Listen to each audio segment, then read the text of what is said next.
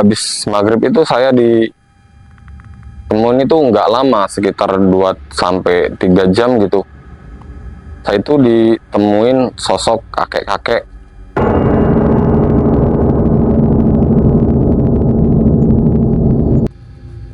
Langsung bilang ke saya, apa tujuan kamu ke sini?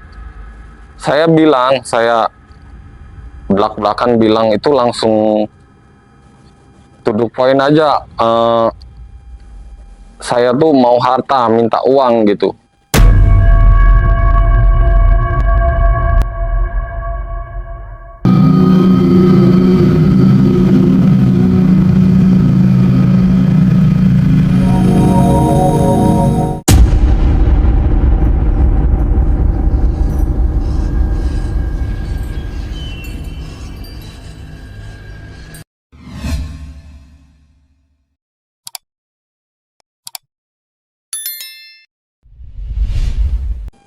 Sobat Ekspedisi Kang Odeng, pada kesempatan kali ini kita ditemani oleh seorang narasumber yang bernama Mas Fikri. Mas Fikri akan berkisah di mana Mas Fikri pernah melakukan ritual pesugihan JK. Ya mungkin sobat kurang paham JK itu apa. JK itu ritual pesugihan yang namanya jual keluarga. Ini nggak musuh lagi yang dijual, keluarga sendiri. Kita sambut narasumber kita. Assalamualaikum Mas Fikri. Waalaikumsalam Mas Odeng. Gimana kabarnya Mas? Alhamdulillah baik. Alhamdulillah. Ngomong-ngomong kegiatan sehari-hari ini apa Mas? Kegiatan sehari-hari untuk sekarang lagi nggak ada kerjaan Mas. Lagi off lah ya. Iya lagi off. Kembali ke topik Mas ya. Itu awal ceritanya gimana dan tahun berapa katanya Mas ini pernah melakukan ritual di Gua Semar ya? Iya. Itu awal ceritanya gimana Mas? Ya berawalan dari saya, awalnya itu saya kurang percaya di dunia mistik, itu saya kurang percaya Mas. Dengar dari temen, ya banyak yang bilang Mas, dari teman-teman itu kalau itu benar-benar ada gitu. Jadi waktu saya itu kepepet oleh kebutuhan, ya banyak masalah, terlilit hutang. Akhirnya saya percaya nggak percaya itu saya ikutin Mas apa kata temen. Nah di situ kata temen itu yang namanya Gilang. Itu di daerah Wonosobo itu ada Mas namanya pesugihan JK di Gua Semar. JK itu jual keluarga Mas ya. Di situ awalnya saya itu ke situ ketemu sama kuncennya itu namanya Mbah Rusmanto. Di situ saya itu konsultasi sama Mbah Rusmanto itu. Saya di situ bercerita apa ya namanya keluh kesah saya, saya cerita masalah saya. Intinya saya minta tolong Mbah gimana caranya supaya masalah saya selesai. Di situ dia bilang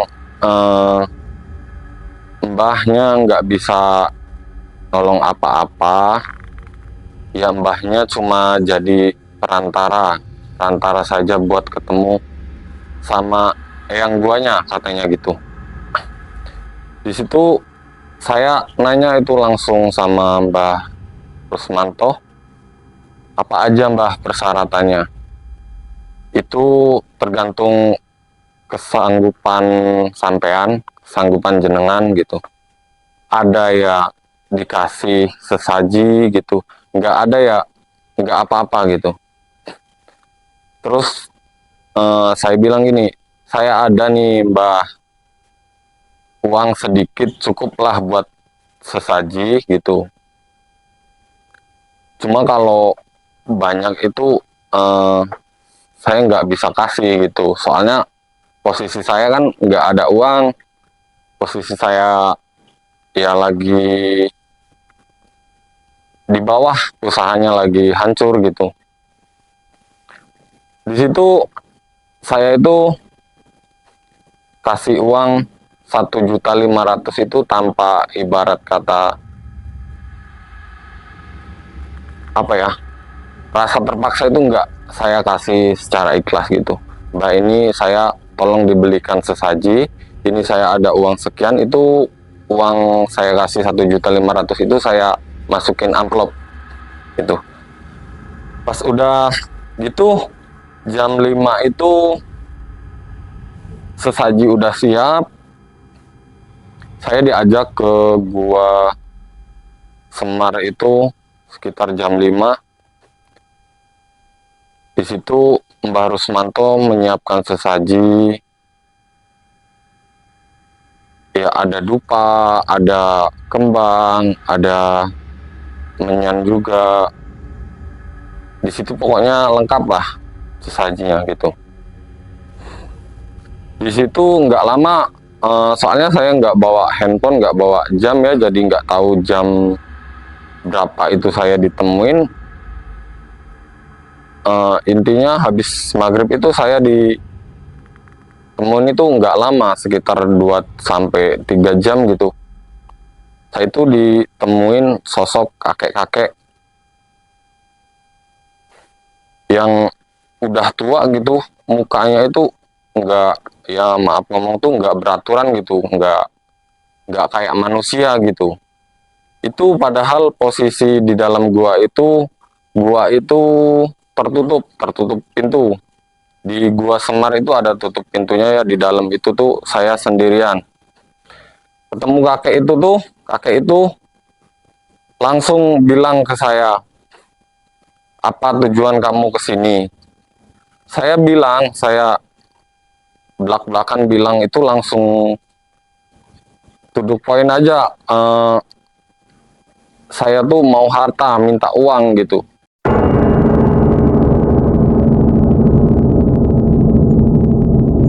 Karena posisi pikiran saya itu kan lagi pusing, lagi banyak masalah. Saya minta uang, saya minta harta.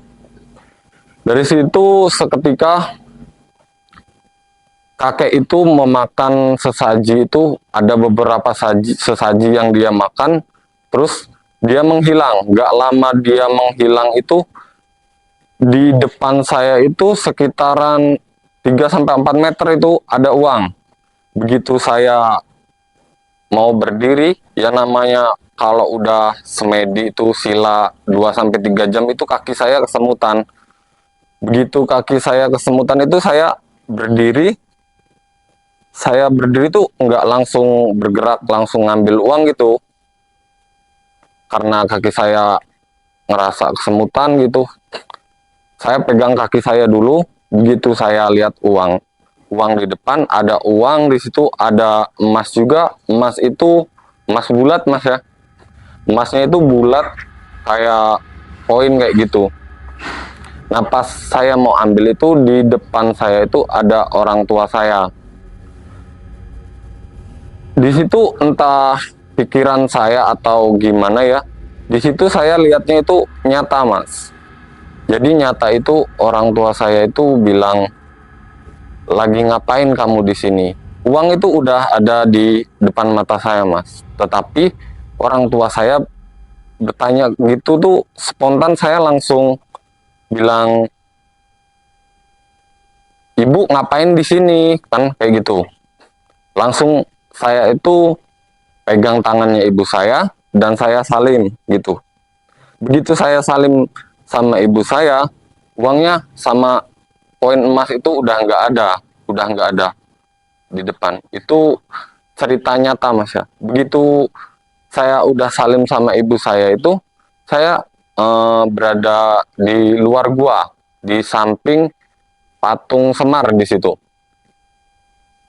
Di situ seketika saya berpikir langsung, loh kok saya ada di luar kayak gitu ya.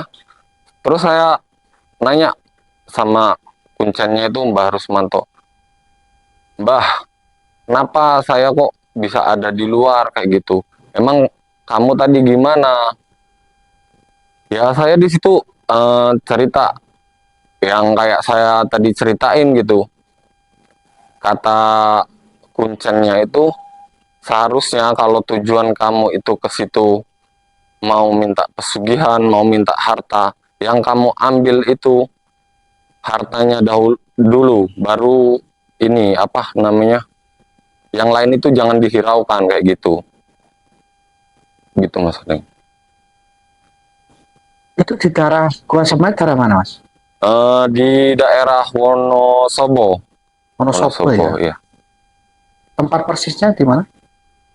Di Dieng Wetan, kalau itu tuh tempatnya tuh eh, kurang kurang tahu pasti, soalnya saya bukan orang situ Mas ya.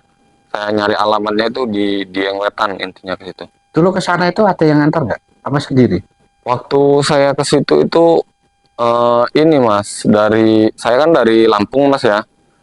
Ke situ itu naik bus Mas. Naik bus itu ketemu sama warga sekitar, nanya sama warga sekitar.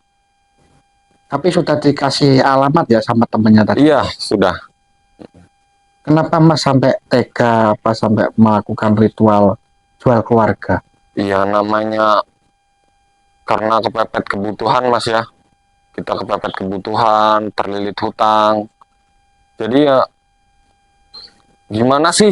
Pikiran saya itu gimana sih jalan keluarnya biar saya itu bisa keluar dari masalah ini gitu secara instan. Kalau pikiran saya tuh kalau mau kerja dari titik nol gitu Mas, yang awalnya tuh tadinya saya pegang uang banyak gitu, begitu saya jatuh itu rasanya kalau mau bangkit itu susah Mas. Kalau dilihat Mas ini masih muda ya. Eh, 25 tahun. iya, umur saya kurang lebih 25 tahun Mas. Kok sampai punya tanggungan segitu banyak Mas? Awal-awal saya itu bisnis jual beli sawit Mas. Di situ saya itu jual beli sawit itu saya sempat naik gitu Mas, karena ya namanya sifat manusia Mas ya, kurang kurang bersyukur gitu, dikasih rezeki oleh Allah itu udah enak gitu, masih kurang bersyukur, masih kurang. Jadi intinya saya di situ jual jenis narkoba, kena tangkap polisi Mas. Di situ saya harus ngeluarin uang tebusan buat polisi itu ya lumayan banyak, yang buat ekonomi saya itu eh, Jadi oleng, hancur lah. ya jadi hancur. Terus kalau Mas ritual itu kan sudah nongol lah angka apa uangnya ya. Iya, Itu diperkirakan berapa itu Mas? kalau untuk jumlahnya oleh karena saya belum tahu ibarat kata jumlah uang yang sekian itu berapa, intinya itu banyak Mas. Kalau ya kurang lebih kalau 20 M ada itu Mas. Belum mas-masnya ya. Iya. Masnya kok bulat itu berupa apa itu? Kayak dia tuh saya nggak tahu Mas itu namanya emas atau bukan. Intinya dia itu bulat, cuma warnanya kuning Mas. Bulat kayak koin gitu. Tapi gepeng ya? Enggak. Bulat ya? Gepeng. Gepeng. Gepeng kayak kayak koin gitu, Kayak koin. cuman bulat gitu. Kan sudah tahu di situ jual keluarga. Ya di situ kan pikiran saya itu apapun resikonya, apapun konsekuensinya gitu, saya tuh udah siap karena pikiran saya kan saya harus keluar nih dari ini apa masalah ini gitu. Karena saya berpikir itu kalau saya ada masalah ini di rumah tangga saya juga, namanya masalah ekonomi di rumah tangga juga pasti berpengaruh Mas. Kayak istri yang tadinya kita banyak uang itu ya biasa-biasa aja gitu, tiba-tiba pas kita nggak ada uang kayak gitu ya, intinya lebih sering marah-marah gitu mas. Mas Fikri sudah punya anak ya? Udah punya 1 anak mas. Kata kuncinya itu gimana? Habis kejadian itu. Ya saya kan di situ nanya mas ya, Mbah gimana ini Mbah, saya itu kan saya baru awalan Mbak, saya itu belum tahu jelas pastinya gimana kayak gitu. Di situ posisi saya ditemukan sama orang tua yang jelas saya sungkem sama orang tua, saya hormat sama orang tua ya, jelas saya deketin orang tua saya dulu Mbak, kata saya gitu. Ya itu kan konsekuensi kamu sama yang guanya, katanya gitu. Kalau masalah itu bukan bukan tanggung jawab dia lagi, katanya. Tanggung jawab dia itu cuman dia itu mempertemukan sama yang guanya kayak gitu. Masya Allah. Berapa kali Mas Fikri ini melakukan ritual pesugihan? Kalau untuk ritual lebih kurang 4 kali mas. Masya Allah. Ya. Kalau di Gua Semar tadi tahun berapa itu Mas? Di Gua Semar tahun 2023 mas, baru-baru kemarin. Baru-baru ini lah. Iya baru-baru ini. Ada 2 tahun? Oh ya? 1 tahun mas. 1 tahun. Kurang ya. Ini masih baru nih ya? Masih baru. Tahun ya? Itu gagal lah ya? Gagal mas. Di situ saya nanya sama itu, sama kuncennya itu, apakah bisa diulang Mbah, kayak gitu. Oleh karena penyesalan saya yang udah lihat uang di depan muka kayak gitu ya, tapi uangnya nggak ada kan, rasa penyesalan itu besar mas ya. Saya nanya sampai kayak gitu, apa nggak bisa diulang mas? Nggak bisa mas, di sini tuh kesempatan kamu cuma 1 kali, katanya kayak gitu.